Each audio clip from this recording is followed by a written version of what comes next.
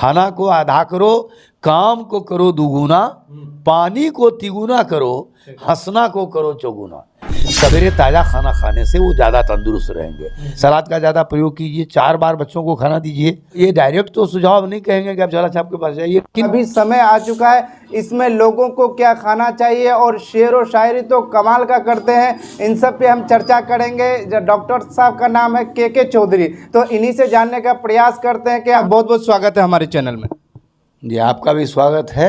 ये जो लोग शहर में हैं वो तो अपना परहेज कर ही रहे हैं, जो लोग गांव में रहते हैं, खेतों में काम करते हैं, सुबह से जो रात को खाना बना उसी को सुबह खा लेते हैं, उनके लिए क्या संदेश है? आमतौर पर तो रात का बना हुआ खाना सुबह खाने का परहेज है, नहीं खाना चाहिए, अवॉइड करना चाहिए।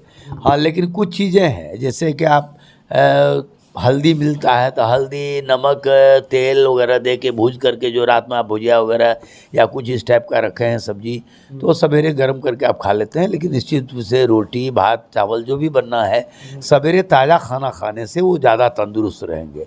और गांव में चूँकि प्राकृतिक हवा है, ऑक्सीजन प्रचुर मात्रा में उपलब्ध है, इसलिए उनके स्वास्थ्य पर शहर की तुलना में कम प्रभाव पड़ता है। चूँकि वहाँ ज़्यादा पेड़ हैं तो ऑक्सीजनेटेड एयर है, ऑक्सीजन युक्त ज़्यादा हवा है।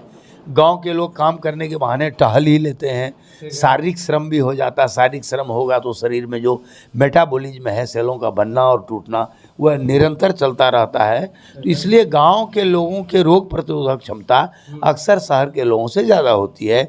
गांव के लोग फ्रिज का पानी नहीं पीते हैं, फ्रिज में रखे हुए सामान नहीं खाते हैं प्रायः। और गांव के लोग जो है सो टहल लेते हैं, शारीरिक श्रम कर लेते हैं, खेत खलिहान जाते हैं, माल मवेशी की सेवा करते हैं, तो उनका स्वास्थ्य कम खराब होने की संभावना होती है। बावजूद कि उनको भी यदि मवेशी घर में काम करते हैं तो वहाँ शाम में धुआं करना चाहिए ताकि वहाँ से मक्खड़ भाग जाए, मवेशी भी सुरक्षित, अपने भी सुरक्षित।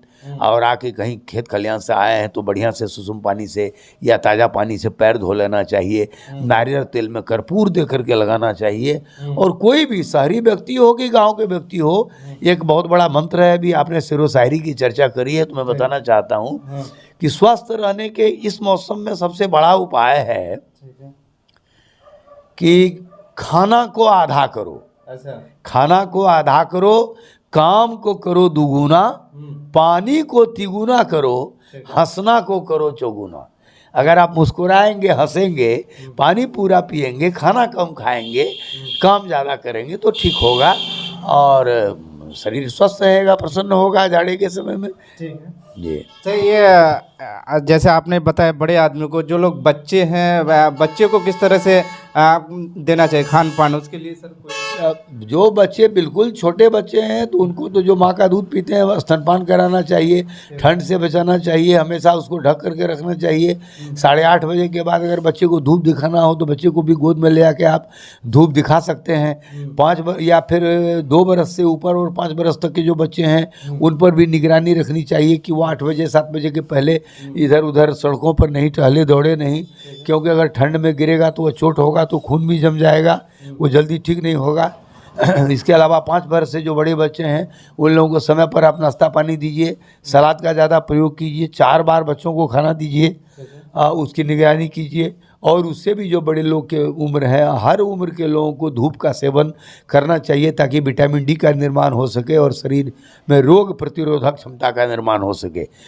सर यहाँ आप इस बात को क्लियर कीजिए, आप पूर्णिया में डॉक्टरी करते हैं, पहले सरकारी आपको जॉब भी था, तो आप किन हद तक देखते हैं कि ज़्यादातर कौन बीमार पड़ते हैं, गांव के लोग या शहर के लोग? शहर के ही लोग ज़्यादा बीमार पड़ते हैं और शहर के लोग जागरूक भी ज़्यादा हैं।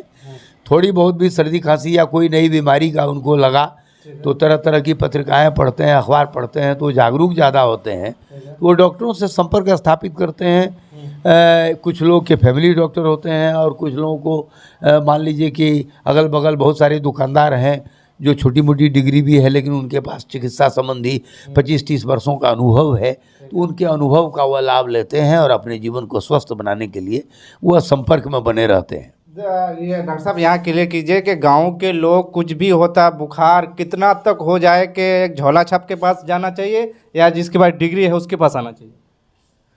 यह एक दुरूह सवाल है। मैं झोला छाप तो हम लोग नहीं कहते हैं, सरकार ने उसके लिए व्यवस्था दी है ग्रामीण चिकित्सक, बल्कि जो भी व्यक्ति किसी भी डॉक्टर के यहाँ 5 साल अगर काम कर चुके हैं, मैट्रिक पास करने के बाद 18 साल उम्र पूरी करने के बाद, ऐसे लोगों को ग्रामीण चिकित्सक गाँव के स्वास्थ्य सेवाओं को बहाल रखने के लिए जो जैसा कि उन लोगों ने कोरोना काल में बड़ा उल्लेखनीय कार्य किया है, तो ऐसे लोगों को सरकार विभिन्न प्रखंडों के माध्यम से ट्रेनिंग दे रही है। उसको फर्स्ट एड वर्कर के रूप में हम लोग लेते हैं, और कालांतर में जब सरकार के तरफ से ऐसी कोई बात होगी, जैसे कि वार्ड अटेंडेंट की नौकरी की बात होगी या स्वास्थ्य सेवाओं में उनके सेवा को सामंजन करने की बात होगी, तो ऐसे लोगों की सेवाएं ली जा सकती हैं। ऐसा ट्रेनिंग दिया जा रहा है। तो ये डायरेक्ट तो सुझाव नहीं कहेंगे कि आप झोला छाप के पास जाइए, लेकिन निसंदेह शुरुआत के दौर में वो सुझाव तो दे ही सकते हैं। हाँ, लेकिन उन लोगों को, ग्रामीण चिकित्सकों को भी चाहिए कि जो उनको लगता है कि ये मरीज 24 घंटे 48 घंटे में हमारे सुझाव से नहीं ठीक होने वाले हैं, और उनको ज़रूरत है कि किसी अच्छे चिकित्सक से हम दिखा दें, परामर्श लें, तो उनको अच्छे चिकित्सक के पास भेज दिया जाना चाहिए। और आम लोग भी जो पढ़े लिखे हैं उनको भी चाहिए कि वो जागरूक रहें, चाहे वो ग्रामीण चिकित्सक से पहले सलाह करें, और वहाँ अगर उनको लगता है कि हम 24 घंटे या 36 घंटे 48 घंटे हम नहीं ठीक हुए, तो उनको जो है सो बड़े डॉक्टर के यहाँ, जो डिग्निफाइड क्वालिफाइड डॉक्टर, उनके पास जाना चाहिए। देखिए, हम डॉक्टर साहब से बात कर रहे हैं, के चौधरी साहब से, जो बिल्कुल हर एक इस पे मुद्दे पे बात कर रहे हैं कि आपको किस तरह खाना चाहिए। डॉक्टर साहब, आप वैसे फेमस है शेर व शायरी के, इसमें एक दो को अगर इसमें हो जाए तो अच्छा लगेगा। मैं आम तौर पर युवाओं को आपके चैनल के माध्यम से प्रेरित करना चाहता हूँ कि नए युग के नए काफिले कुछ कर गुजरना है तुम्हें, यह मोड़ है मंजिल नहीं, अभी और आगे बढ़ना है तुम्हें। वाह। इसके अलावा यदि कोई मनुष्य पढ़ाई कर रहा है, बीमार है या थोड़ी परेशानी में पड़ गया, उनके लिए भी मैं कहना चाहूँगा कि अपनी ज़मीं अपना आकाश पैदा कर, अपनी ज़मीं अपना आकाश पैदा कर, अपने कर्मों में नया विश्वास पैदा कर। मांगने से मंजिल नहीं मिलती है दोस्त, अपने हर कदम से नया इतिहास पैदा कर। वाह वाह वाह वाह, क्या कमाल का शायरी है, क्या अंदाज है। आप लोग को इस अंदाज अगर अच्छा लगता है तो वीडियो को शेयर कीजिए, ताकि चाचा अगर लोग देखे, वायरल होने का मौका हो और वहाँ तक पहुँचने का मौका हो तो ज़रूर वहाँ तक पहुँचेंगे इंशाल्लाह। अब बाकी ये हम जानना चाहेंगे, डॉक्टर साहब डॉक्टरी भी करते हैं और हर एक इसके बारे में, धर्म के बारे में जानते हैं कि मतलब किस धर्म में क्या होता है। हमने इससे पहले भी जानने का प्रयास किया, और डॉक्टर साहब माशाल्लाह बहुत ही अच्छा, ये कहते हैं कि लफ्ज़ों का बहुत ही अच्छा कहा है कि ही इस तरह का इस्तेमाल भी बहुत अच्छा कर लेते हैं। और बाकी आपको बताया कि वीडियो के शुरू में हमने बताया कि डॉक्टर साहब का आज मुद्दा ये रहा कि खाने पीने में क्या आपको रहना चाहिए, और फिर से हम डॉक्टर साहब से मिलने आएंगे, आपको शेर व शायरी कमाल का सुनाने का प्रयास करेंगे। बाकी आपको वीडियो कैसा लगता है ज़रूर बताइएगा।